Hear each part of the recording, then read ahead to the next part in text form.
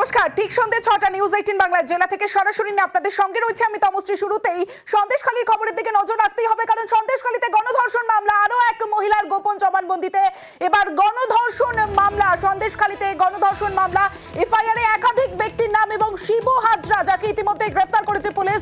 শিবু হাজরার বিরুদ্ধে আরো একটি গণধর্ষণ মামলা। আরো একবার আপনাদের জানিয়ে রাখি, সন্দেশখালীতে আরো একটি গণধর্ষণ মামলা, আরো এক মহিলার গোপন জবানবন্দিতে গণধর্ষণ মামলা, এফআইআরে একাধিক ব্যক্তির নাম এবং শিবু হাজরার বিরুদ্ধে আরো একটি গণধর্ষণ মামলা। এ নিয়ে বিস্তারিত জানবো, সৌরভ তিওয়ারি রয়েছে আমার সঙ্গে, সৌরভের সঙ্গে কথা বলবো।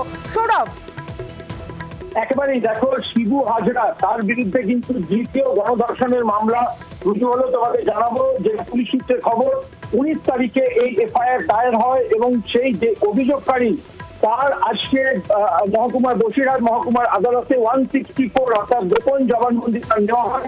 সেই জায়গা থেকে ওই এফআইআর এর নাম আছে শিবু হাজরা, এবং শুধু শিবু হাজরা নয়, আরো দুজনের নাম রয়েছে। তার মধ্যে রয়েছে ভানু মণ্ডল এবং আমির আলী গাজী।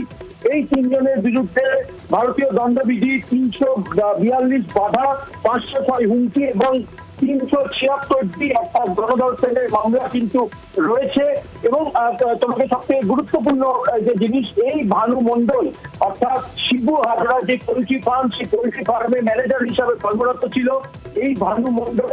সে নিরাপদ সরকার যখন গ্রেফতার হয়, এই ভানু মণ্ডলের অভিযোগের ভিত্তিতেই কিন্তু নিরাপদ সরকারকে গ্রেফতার করেছিল পুলিশ। এবং দেখা গেল গত 19 তারিখে দায়ের করা এফআইআর এক অভিযোগকারী, সেখানে কিন্তু এই ভানু মণ্ডলের নামে অভিযোগ হয়েছে এবং আজকে গোপন জবানবন্দিও কিন্তু বসিরহাট মহকুমার আদালতের তরফ থেকে নেওয়া হয়েছে। সব মিলিয়ে শিবু হাজরার বিরুদ্ধে দ্বিতীয় গণধর্ষণের মামলা কিন্তু রুজু হলো বলে পুলিশ এবং আদালত সূত্রে খবর। বেশ সৌরভ।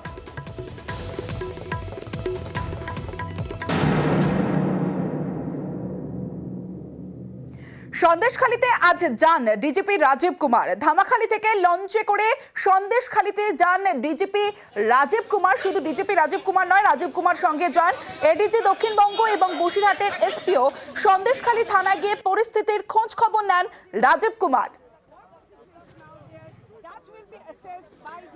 সরাসরি চলে যাব, জিয়াউল আলম রয়েছে আমার সঙ্গে, সরাসরি জিয়াউলের সঙ্গে কথা বলবো।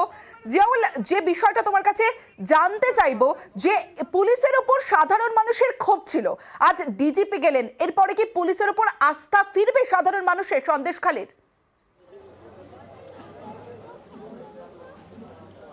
দেখো, অর্থাৎ এই আস্থা এবং ভরসা, এই যে দীর্ঘদিনের মানুষের অভিযোগ ছিল যে বারবার মানুষ লাঞ্ছিত হয়েছে, অপমানিত হয়েছে, তাদেরকে সন্ত্রাস চালিয়েছে তাদের উপরে, কিন্তু তারা যখনই থানায় গেছেন তাদেরকে পুলিশ তাদেরকে খালি হাতে ফেরত দেওয়া হয়েছে এবং তাদেরকে বলা হয়েছে যে শাহজাহান, শিবু এবং উত্তমের কাছে আইন পাওয়ার জন্য তাদেরকে যেতে হবে।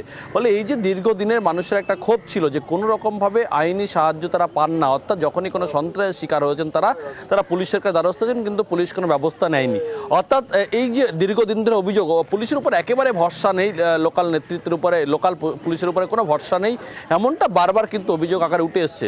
বলে আজকের একেবারে ডিজিপি রাজীব কুমার তিনি একেবারে 2টো নাগাদ ধামাখালীতে এলেন, তারপর সেখান থেকে লঞ্চে করে একেবারে সন্দেশখালী ফেরিঘাট, সেখান থেকে থানায়, অর্থাৎ 2:40 নাগাদ তিনি দীর্ঘ প্রায় 1.5 ঘন্টা পরে, সে 1.5 ঘন্টা ধরে একেবারে সন্দেশখালী থানা বৈঠক করলেন। তারপরে তিনি বেরোনোর সময় সংবাদ মাধ্যমকে বললেন যে আমি একটু এলাকা ঘুরবো, তারপরেই সংবাদ মাধ্যমের সঙ্গে কথা বলবো। কিন্তু তিনি সেখানে না গিয়ে একেবারে সরাসরি এলেন পিডব্লিউডি বাংলো রয়েছে সন্দেশখালী, একেবারে সন্দেশখালী ফেরিঘাটের পাশে, সেখানে তিনি এলেন এবং সেখানেও প্রায় ঘণ্টাখানেকের বৈঠক। তারপরে এলাকার যে সমস্ত, অর্থাৎ এই যে সন্দেশখালী 2 নম্বর ব্লকের এবং থানা এলাকায় প্রায় যে সিভিক ভলেন্টিয়ার্সের যারা দায়িত্বে রয়েছেন তাদেরকে একে একে সেখানে ডাকা হলো। অর্থাৎ প্রায় 100-এর বেশি সিভিক ভলেন্টিয়ার্সকে তাদেরকে এই বাংলোয় অর্থাৎ সরকারি গেস্ট হাউসে ডাকা হলো এবং তাদের 2টো ধাপে তাদের সঙ্গে কথা বলেন রাজীব কুমার। অর্থাৎ বিভিন্ন সমস্যা তাদেরকে জানতে চাইলেন, তারপরেই তিনি সংবাদ মাধ্যমের সঙ্গে কথা বলবে বলে জানিয়েছিলেন। কিন্তু কিছুক্ষণ আগেই সূত্রের খবর যেটা, তিনি এলাকায় অর্থাৎ রাত্রে এই গেস্ট হাউসে তিনি থাকবেন, কাল সকাল 10টা অর্থাৎ 10টার সময় সাংবাদিক সম্মেলন করবেন এবং তার আগে সকাল 10টার আগে তিনি সকালে উঠে এলাকার মানুষের সঙ্গে কথা বলবেন, এমনটাও কিন্তু জানা যাচ্ছে। অর্থাৎ রাজীব কুমার আজকে সন্দেশখালীতে থাকছেন এবং থাকার পরেই কালকে সকালে তিনি এলাকায় যাবেন, এমনটাও খবর পাওয়া যায়। তারপরেই তিনি এলাকায় যে সমস্যাগুলো কী কী সমস্যা তার কাছে উঠে এসছে, মানুষের আস্থা ভরসা কতটা ফিরেছে বা ফিরতে পারে, তিনি তারপরেই সাংবাদিক সম্মেলন করবেন। কিন্তু সবথেকে বড় খবর, তিনি আজকে রাত্রে এই সন্দেশখালী যে গেস্ট হাউসে রয়েছে, সরকারি guest house, PWD guest house, সেখানেই তিনি রাত্রিযাপন করবেন এবং কালকেই তিনি সকালে এলাকায় ঘুরবেন, এমনটাই কিন্তু সূত্র মারফত খবর পাওয়া যাচ্ছে। তমশ্রী। বেশ জিয়াউল। সন্দেশখালীতে এবার বসলো সিসি ক্যামেরা। সন্দেশখালীর 5 জায়গায় 10টি সিসি ক্যামেরা বসানো হলো পুলিশের তরফে। এর আগে আদালতের নির্দেশে আমরা দেখেছি সন্দেশখালীর বেতাজ বাচ্চা শেখ শাহজাহানের বাড়ির সামনে সিসি ক্যামেরা বসে। এবার সন্দেশখালীতে বসলো সিসি ক্যামেরা। সন্দেশখালী, ধামাখালী, ফেরিঘাটে সিসি ক্যামেরা বসালো এবং ত্রিমণি বাজারেও বসলো সিসি ক্যামেরা। সিসি ক্যামেরা বসানো হয়েছে, ফোর্স যা আছে তাই থাকবে, মনিটরিং চলছেন জানালেন বসিরহাটের পুলিশ সুপার হোসেন মেহেদি রহমান। বেশ কিছু জায়গাতে সিসিটিভি ক্যামেরাজ লাগিয়েছি, আর যে ফোর্স আমাদের ডিপ্লয়েড আছে ওটা এখনো ডিপ্লয়েডই থাকছে। 144 সেটা কি যা ছিল না, এখন পর্যন্ত ওটাই আছে, আর আমরা কন্টিনিউয়াস এটা মনিটর করছি যে কোথা থেকে ইজিলি মানে আমরা সিচুয়েশন ভালো হলে তুলতে পারি। মনিটর করার জন্য, সিকিউরিটি কারণের জন্য এখন পর্যন্ত 5টা ভেন্যুতে লাগানো হয়েছে, 10টার মতো ক্যামেরা আছে এখন। আজও সন্দেশখালীতে যায় তৃণমূল এবং তৃণমূল অভিযোগ শুনছে বাড়ি বাড়ি গিয়ে। অষ্টমী সরকার তৃণমূল পঞ্চায়েত সদস্য দেখুন এবং সেটা নথিভুক্ত করছেন যা যা অভিযোগ সাধারণ মানুষের রয়েছে এবং সেই অভিযোগ শুনছেন বাড়ি বাড়ি গিয়ে। তৃণমূলের পঞ্চায়েত সদস্য অষ্টমী সর্দার, যে ছবি আপনারা দেখছেন, সন্দেশখালী 2 নম্বর ব্লকের পঞ্চায়েত সদস্য অষ্টমী সর্দার। সন্দেশখালীতে শিবু উত্তমের বিরুদ্ধে অভিযোগ বাসিন্দাদের, জেলা তৃণমূলের নির্দেশে তাদেরই অভিযোগ শুনতে বাড়ি বাড়ি যাচ্ছেন এলাকার নেতারা। অভিযোগ দিয়েছে জমির টাকা পায়নি, তারপরে জমির এই আশেপাশে নোনা জল ঢুকিয়ে নষ্ট হয়েছে, তারপরে মাছ নিয়েছে উত্তম সর্দার টাকা দেয়নি, তারপরে আমাদের উপর এইসব অত্যাচার হয়েছে। এইসবগুলো যে আমার কাছ থেকে যেসব ক্ষতিগুলো করেছে সেটা হচ্ছে, আমার 3.5 বিঘার একটা ফিশারি আছে। সেই 3.5 বিঘা ফিশারিতে আমি জল ছিঁচেছিলাম। সেচার পরে সেখানে 37 কেজি পার্শে মাছ হয়েছিল, 5 কেজি ট্যাংরা মাছ হয়েছিল, 13 কেজি কাঁকড়া হয়েছিল, 12 কেজি তেলাপিয়া হয়েছিল। এই মাছগুলো সব উত্তম সর্দার মেপে নিয়ে গেছে। জাজির দানা 4.5 কেজি নিয়ে গেছে 2700 টাকা করে, সে টাকাটাও দেয়নি। সে আমার কাছ থেকে 1 লক্ষ টাকা দাদনও নিয়েছেন তিনি। এই মোট 1,33,205 টাকা আমি পাবো।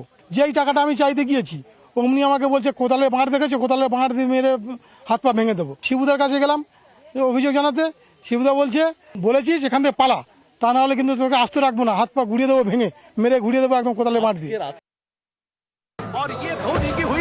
गजब ग्रिप कैसे SRMB जैसे SRMB TMT बार की विन ग्रिप टेक्नोलॉजी सीमेंट के साथ बनाए मजबूत पकड़। Grip is important.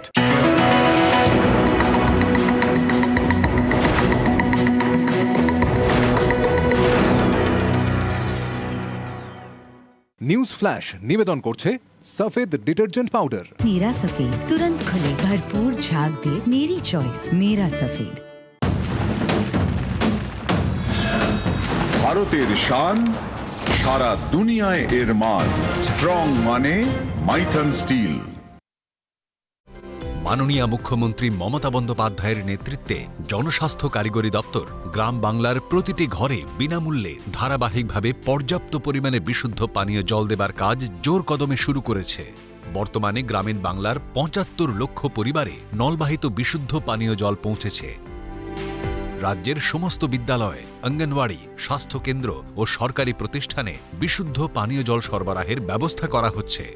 জেলায় জেলায় স্থাপিত জল পরীক্ষাগারের মাধ্যমে পানীয় জলের গুণমান ও বিশুদ্ধতা পরীক্ষা করার উদ্যোগ নেওয়া হয়েছে। ত্রিস্তরীয় পঞ্চায়েত সদস্যদের প্রশিক্ষণের পাশাপাশি নলকূপ, পাইপলাইনের মিস্ত্রি, পাম্প ও ভাল্ভ সঞ্চালকদের দক্ষতা বৃদ্ধির আয়োজন করা হয়েছে। এর ফলে রাজ্য জুড়ে ব্যাপক কর্মসংস্থানের সুযোগ তৈরি হয়েছে। এবার বাড়ি বাড়ি জল পেয়ে আমরা খুব উপকৃত হয়েছি। পশ্চিমবঙ্গ সরকারের কাছে আমরা খুব কৃতজ্ঞ। सभी के घर घर में एक एक नल सबके लिए लगा दिया है, इसलिए PHE वालों और बंगाल सरकार के लिए बहुत बहुत धन्यवाद। পরিশ্রুত পানীয় জলের ব্যবস্থা গ্রাম বাংলার প্রতিটি পরিবারে এনেছে সুস্বাস্থ্য ও আর্থ সামাজিক উন্নয়নের জোয়ার। জনস্বাস্থ্য কারিগরি দপ্তর পশ্চিমবঙ্গ সরকার দ্বারা জনস্বার্থে প্রচারিত। নাগাল্যান্ড সরকার ডিয়ার 500 স্যাটারডে উইকলি লটারি। প্রথম পুরস্কার 2.5 কোটি গ্যারান্টেড। 4 ডিজিটে, হ্যাঁ 4 ডিজিটে প্রথম পুরস্কার 2.5 কোটি। টিকিট 500 টাকা। ড্র 24 ফেব্রুয়ারি। ডিয়ার 500 স্যাটারডে উইকলি লটারিতে 2.5 কোটি জিতেছেন সঞ্জীব কুমার। আপনি কি পরের কোটিপতি?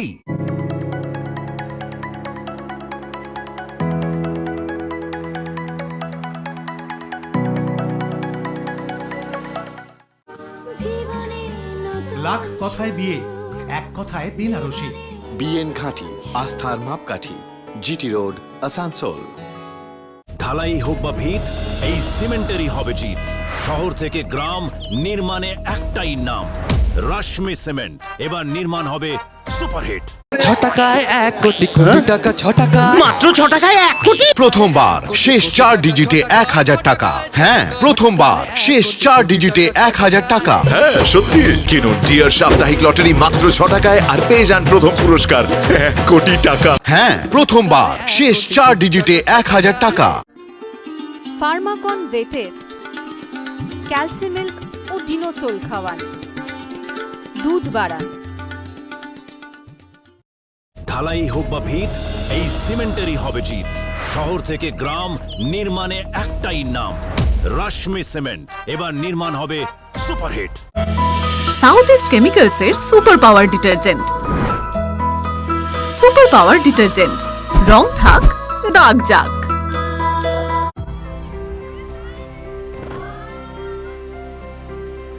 মা আমাদের পৃথিবীর সব কুনজর থেকে রক্ষা করে।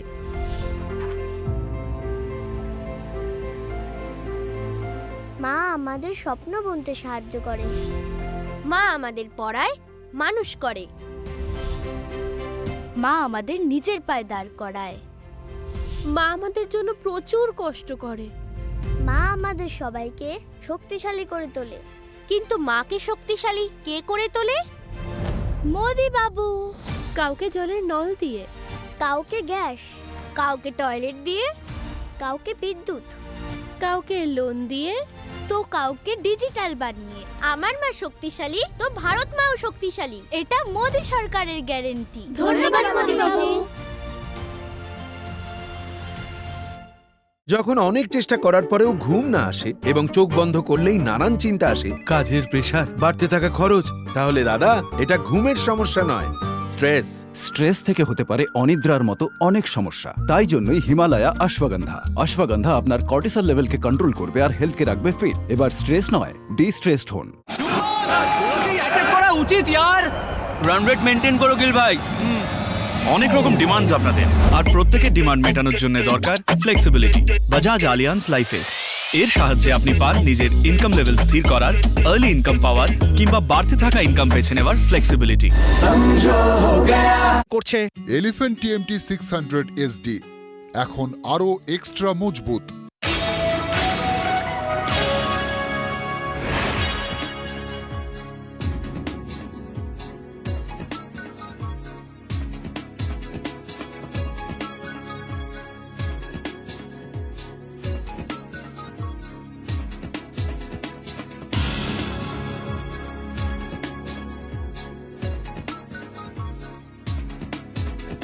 খবর এখন নিবেদন করলো এলিফ্যান্ট টিএমটি 600 SD এখন আরো এক্সট্রা মজবুত।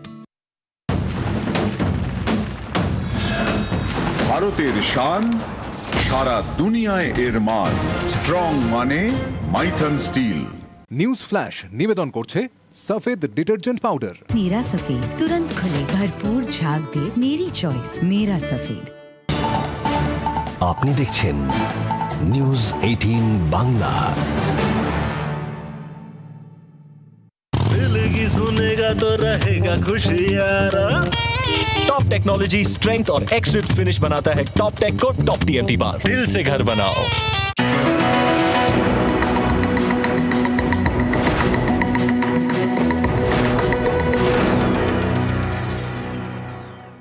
এবার সরাসরি চোপড়ার দিকে নজর রাখবো। জমি বিবাদের জেরে সংঘর্ষ চোপড়ায়। জমি বিবাদকে ঘিরে উত্তপ্ত চোপড়া, রীতিমতো ইট বৃষ্টি, সংঘর্ষ চোপড়ায়। জমি বিবাদের জেরে সংঘর্ষ, আর সেই ছবি আপনাদের দেখাচ্ছি, ভাইরাল ছবি। দুপক্ষের মধ্যে তুমুল বৃষ্টি, দুপক্ষের সংঘর্ষে আহত শিশু সহ একাধিক।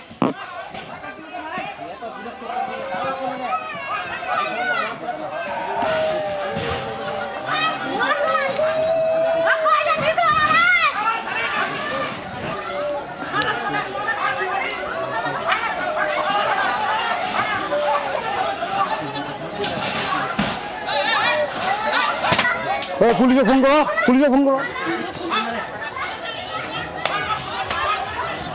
দেখেন কিভাবে দেখুন জমি বিবাদকে ঘিরে রীতিমতো উত্তপ্ত চোপড়া, দুপক্ষের মধ্যে তুমুল বৃষ্টি, মারামারি, বেশ কয়েকজন আহত হয়েছে, এক শিশু আহত হয়েছে।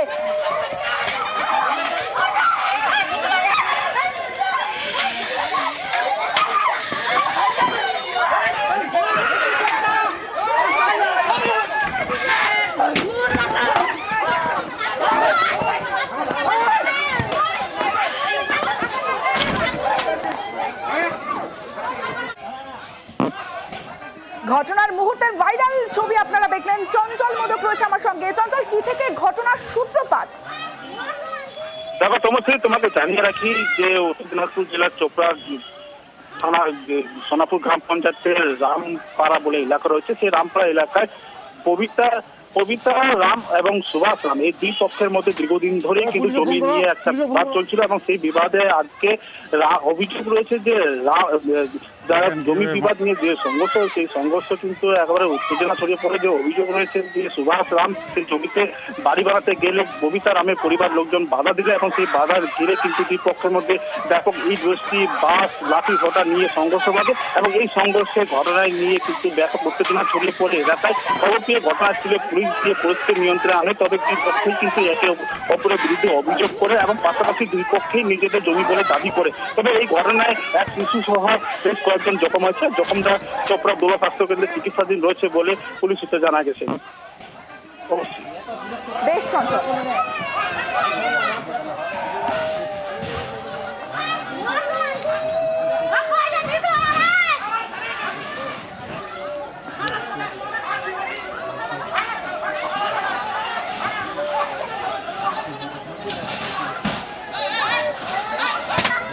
পুলিশে ফোন করো, পুলিশে ফোন করো। দেখেন কিভাবে সেই ভাইরাল ছবি দেখছেন। জমি বিবাদ ঘিরে উত্তপ্ত চোপড়া, দুই পরিবারের মধ্যে সংঘর্ষ, ইট বৃষ্টি, ঘটনায় শিশু সহ আহত বেশ কয়েকজন, তারা হাসপাতালে চিকিৎসাধীন এবং সেই ভাইরাল মুহূর্তের ছবি দেখছেন আপনারা।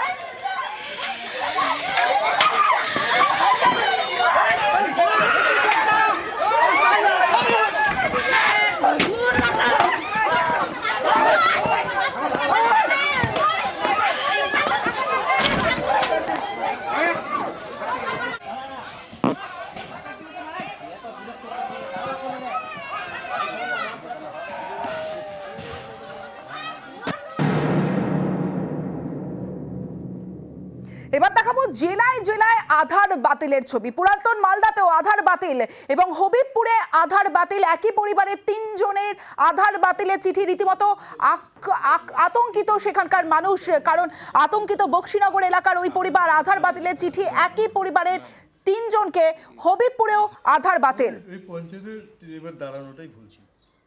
তাদের কোনো চিন্তার কোনো কারণ নেই। আমাদের লোক তাদের সাথে যোগাযোগ রক্ষা করবে। আর দিদি রাত্রে ঘোষণা করে দিয়েছেন, তারপর কোনো বক্তব্য আর থাকে না। তিনি বলে দিয়েছেন যাদের কার্ডকে এইভাবে মানে বাতিল করে দিবে, তাদের জন্য রাজ্য সরকার আছে, রাজ্য সরকার কার্ডের ব্যবস্থা করবে বলে। সেই ক্ষেত্রে কেন কোনো চিন্তার কারণ নাই। রাজ্য সরকার, মুখ্যমন্ত্রী তার পাশে আছে, আমরা তার সাথে আছি। আমাদের বাংলার মানবিক মুখ্যমন্ত্রী শ্রীমতী মমতা ব্যানার্জি, প্রাইম মিনিস্টার, ওনাকে চিঠি লিখেছেন এই ব্যাপারে। এই সরকারের মূল উদ্দেশ্য হচ্ছে সবসময় মানুষকে লাইনে দাঁড় করানো, কখনো আধারের নামে, কখনো এনআরসির নামে, কখনো সিএ এর নামে, কখনো নোটবন্দির নামে। সবসময় এদের কাজই হচ্ছে মানুষকে হ্যারাস করা। এমনি তো কিছু হবে না, সাধারণ মানুষ ভীষণ টেনশনে আছে। টেনশন নেওয়ার কোনো দরকার নেই। বাংলার মুখ্যমন্ত্রী শ্রীমতী মমতা ব্যানার্জি সবসময় সাধারণ মানুষের পাশে আছে এবং থাকবে। নিশ্চয়ই এটার একটা কোনো সুরাহা হবে। হবিবপুরের পাশাপাশি পুরাতন মালদার ছবিটা দেখাবো, কারণ আধার বাতিলে ভোগান্তিতে পুরাতন মালদার বহু মানুষ, কারণ তাদেরও এই আধার বাতিলের চিঠি। রাজ্যের জেলায় জেলায় আধার বাতিলের চিঠি, আর এতেই ভোগান্তিতে সাধারণ মানুষ। পুরাতন মালদার বহু মানুষ আধার বাতিলে ভোগান্তিতে, বহু মানুষ। আজকেই আমি পেলাম, এসে আমি যখন ফোন করে বললো যে একটা চিঠি এসছে, আধার বাতিল হয়ে গেছে।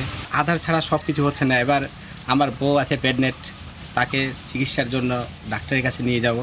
ব্যাংকে টাকা তোলার জন্য গেছি, ব্যাংকে টাকা উঠছে না। আমার সব কিছুই আছে, আমরা আধার কার্ড আছে, এটা আমার প্যান কার্ড আছে, এটা ভোটার কার্ড আছে, এটা আমার রেশন কার্ড আছে, রেশনটাও বন্ধ। তাহলে কী করে খাবো? আমরা গরিব মানুষ। চিঠি আসছে, আধার কার্ড বন্ধ হয়েছে, ওরা অনলাইনে যোগাযোগ করতে বলছে। কার? আমার ছেলের। আমাদের কার্ড সব ঠিক আছে। আমার কাছে দেখেন পাসপোর্ট আছে, আধার কার্ড আছে, ভোটার কার্ড আছে, প্যান কার্ড আছে, রেশন কার্ড আছে, ব্যাংকের বই আছে, লাইনের বিল আছে, হ্যান্ডিক্যাপ সার্টিফিকেট আছে, কাস্ট সার্টিফিকেট আছে, সবই আমার কাছে। ছেলেমেয়ে ভর্তি করতে যাচ্ছি, সেখানে সব কিছুই দরকার। যদি ভাই বন্ধ হয়ে যায় তাহলে আমাদের মতন সবাই তো ভুগছে। মালদার পর নদিয়ার দিকে নজর রাখবো। দিকে দিকে আধার বাতিল, জেলায় জেলায় আধার বাতিলে ভোগান্তি অব্যাহত। এবার নদিয়ার চাপড়ায় আধার বাতিলের চিঠি। চাপড়ার মধুপুরে প্রায় 60 জনের বাড়িতে আধার বাতিলের চিঠি। আধার বাতিলে ব্যাংক ও সরকারি পরিষেবা বন্ধে ভোগান্তি। আধার বাতিলে ভোগান্তিতে চাপড়ার একাধিক পরিবার। রেশন তুলতে রেশন দিল না, বললো যে রেশন দেওয়া যাবে না, কার্ড বন্ধ হয়ে গেছে। কয়েকদিন পর আধারের চিঠি আসলো, প্রধান আমাদের নিয়ে গেল ভিডিও নিয়ে যে কথা বললি, তারপরে আমরা কিছু প্রমাণ দিলাম। আচ্ছা, ব্যাংকে টাকা দিচ্ছে না, লক্ষ্মীর ভান্ডারে টাকা পাচ্ছি না, তাহলে কি করব? এইভাবে আমাদের আধার কার্ড বন্ধ করে দিচ্ছে, তাহলে ব্যাংকে যাচ্ছি, টাকা তুলতে পারতেছি না। আমরা গরিব মানুষ, কি কোন খাবো? লক্ষ্মীর ভান্ডারে যাচ্ছি, টাকা তুলতে পারতেছি না, কিষেন বাধা বচ্ছে না, আমরা কিভাবে সংসার চালাবো? আমাদের এই পিঁপড়াগাছি অঞ্চলের গ্রাম পঞ্চায়েতের মধ্যে প্রায় 50-60 এমনকি 100 হয়ে যেতে পারে যে আধার কার্ড বন্ধ হয়ে গেছে। তাদের একটা বাড়িতে চিঠি এসেছে, চিঠিতে লেখা রয়েছে 28A রেজুলেশন ধারা অনুযায়ী তাদের আধার কার্ডটা সাসপেন্ড হয়ে গেছে। যাদের আধার কার্ড বন্ধ হয়েছে এরা দীর্ঘদিন ধরে এখানে বসবাস করছে। কেউ দেখা গেল 20 বছর, 25 বছর, 50 বছর, এরকম। কারোর ছেলের আধার কার্ড চালু রয়েছে, বাবার আধার কার্ডটা বন্ধ হয়ে গেছে। এরকম হলে তো এটা তো এনআরসির প্রথম ধাপ। আমরা বুঝতে পারছি বিজেপি মানুষকে বোকা বানাচ্ছে। মালদার ছবি দেখলেন, নদিয়ার ছবি দেখলেন। এবার উত্তর 24 পরগনার হাসনাবাদ। জেলায় জেলায় আধার বাতিলের চিঠি। হাসনাবাদের বরুণায় আধার বাতিলের চিঠি। বহু বাসিন্দাকে ব্যাংক ও সরকারি পরিষেবা বন্ধে ভোগান্তি। দ্রুত আধার চালুর দাবি করেছেন ভুক্তভোগীরা। আমার শাশুড়িরা এখানে 50 বছর আগে থেকে বাস করছে। আর কালকে হঠাৎ করে আমার আধার কার্ডে একটা চিঠি এসছে যে আমার আধার কার্ড নাকি বন্ধ হয়ে গেছে। এবার আমার তো ব্যাংকের অ্যাকাউন্ট সব বন্ধ হয়ে গেছে। আমার শ্বশুর টাকা পাঠাচ্ছে, আমার তো ব্যাংকে টাকা ঢুকছে না। আপনার শ্বশুর কোথায় কাজ করে? তামিলনাড়ুই কাজ করে। আচ্ছা, তো সেখান থেকে টাকা পাঠাতে পারছে না, ব্যাংকে ঢুকছে না। দেখেন, এটা আমরা রিসেন্টলি শুনতে পেলাম পোস্ট অফিস মারফত যারা আধার কার্ড হোল্ডার তাদের কাছে চিঠি আসছে তাদের আধার কার্ড বাতিলের জন্য। এটা শুনে তো আমরা অবাক। একটা ভয়ঙ্কর জিনিস, মানুষের অধিকার কেড়ে নেওয়া হচ্ছে। সেই জন্য আমরা তাদের পাশে থাকব। আমাদের সরকারও তো বলেছে যে আধার কার্ড যাদের নেবে তাদের সরকারি সমস্ত রকম সুযোগ সুবিধা দেওয়া হবে বা তাদের আধার লিঙ্ক আবার দেওয়ার ব্যবস্থা হবে। আর আমরা পার্টিগতভাবে সাধারণ মানুষের পাশে থেকে আন্দোলন করব, বৃহত্তর আন্দোলন, যাতে মানুষ তার সুরক্ষা পায়, অধিকার তারা ফিরে পেতে পায়।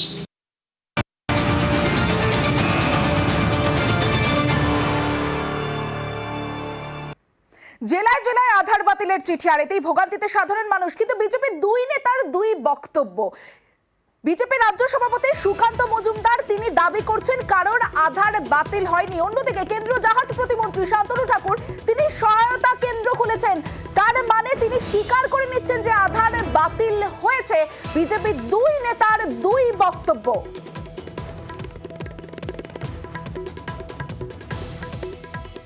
কোনো আধার বাতিল হয়নি, সম্পূর্ণ মিথ্যে প্রোপাগান্ডা। চিঠি এগুলো মেশিন জেনারেটেড চিঠি, অফিসিয়াল মিস্টেক, ওগুলোর কোনো বিষয় নেই। আপনার কাছে আপনার আধার কার্ড আছে, আপনি যে কোনো অফিসে যান এখন দেখুন কোনো আধার কার্ড বাতিল আছে কিনা, ডিঅ্যাক্টিভেটেড আছে কিনা, সব আধার কার্ড চালু আছে। বলছি সুকান্ত মজুমদার দায়িত্ব নিচ্ছে পশ্চিমবঙ্গের একজন মানুষেরও আধার কার্ড যদি ডিঅ্যাক্টিভেট থাকে তাকে অ্যাক্টিভেট করানোর দায়িত্ব আমার। এটা অ্যাকচুয়ালি একটা টেকনিক্যাল ফল্ট ছিল। সেন্ট্রাল গভর্নমেন্টের আমাদের আইটি মিনিস্ট্রি থেকে ইনিশিয়েটিভ নেওয়া হচ্ছে।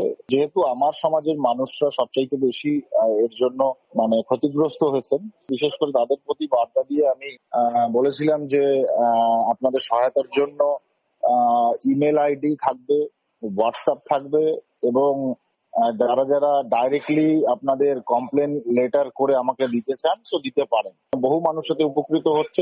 যাদেরটাই আসছে, আশা করি যতগুলো কার্ড ডিঅ্যাক্টিভেট হয়েছিল ফল্ট, টেকনিক্যাল ফল্টের জন্য, সেগুলো সবই অ্যাক্টিভ হয়ে যাবে।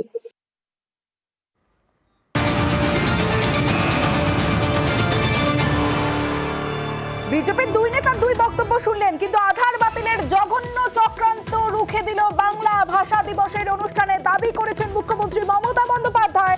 ভোটের অঙ্কে বিজেপির চক্রান্ত, দাবি মুখ্যমন্ত্রী মমতা বন্দ্যোপাধ্যায়ের।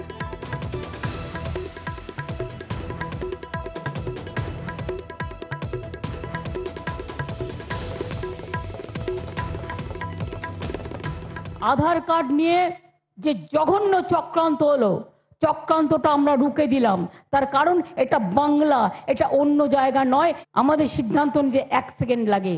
এনআরসি করার প্ল্যান, ডিটেনশন ক্যাম্প করার প্ল্যান, সমস্ত মতুয়াদের কাছ থেকে আধার কার্ড ডিঅ্যাক্টিভেটেড করে দেওয়া হচ্ছে। কোন অধিকারে? তার মানে সে ফরেনার হয়ে গেল। এবার কেন কাটলাম? অত সে ফরেনার। এটা রাজনীতির খেলা, ভোটের খেলা। আমি ভোটের অঙ্কে বিশ্বাস করি না, মানবিকতার অঙ্কে বিশ্বাস করি, অধিকারের অঙ্কে বিশ্বাস করি।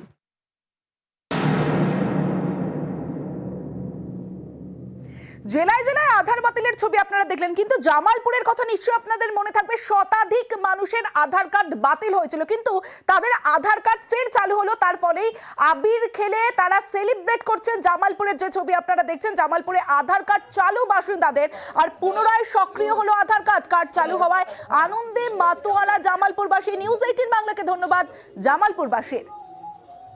আমাদের প্রধান সাহেব আমাদের খুব অনেক সাহায্য করেছে। আমাদের মা মমতা ঠাকুর আমাদের সাহায্য করেছে। মমতা ব্যানার্জি খুবই আমাদের পাশে দাঁড়াইছে। এই জন্য তাদেরকে সবাইকে আমার আন্তরিক শুভেচ্ছা ও ধন্যবাদ। যাদের যাদের আধার কার্ড নিয়ে কোনো সমস্যা বা কোনো চিঠি পেয়েছেন, আচ্ছা, তাদের প্রত্যেকের হাতে হাতে আমরা একটা মাননীয় মুখ্যমন্ত্রী নিজের দেওয়া শুভেচ্ছা বার্তা তুলে দিচ্ছি। আচ্ছা, সেখানে রাজ্যের আধার কার্ড সমস্যা পোর্টাল চালু করার যে কথাটা মাননীয় মুখ্যমন্ত্রী বলেছেন, আচ্ছা, তার উল্লেখ থাকছে। তারা যে কোনো রকম সমস্যা এই পোর্টালে লগ ইন করে তাদের অভিযোগ জানাতে পারবেন। তাছাড়া আমাদের আধার কার্ডগুলো যাতে বাতিল করে কেন্দ্র সরকার যে জায়গাটা করেছে, সেই ক্ষেত্রে আমরা সেই আধার কার্ড রাত্রে অ্যাক্টিভ হয়েছে। এখানে আমরা খুব শীঘ্রই সেই পরিবারগুলোর সাথে যোগাযোগ করে যথাযথভাবে সেগুলো সচল করা যায় সেই ব্যাপার নিয়ে আমরা মাননীয় মুখ্যমন্ত্রী মমতা বন্দ্যোপাধ্যায়কে জানিয়েছিলাম। আমাদের বিধায়ক মাননীয় অলোক কুমার মাঝি মহাশয়কে জানিয়েছিলাম।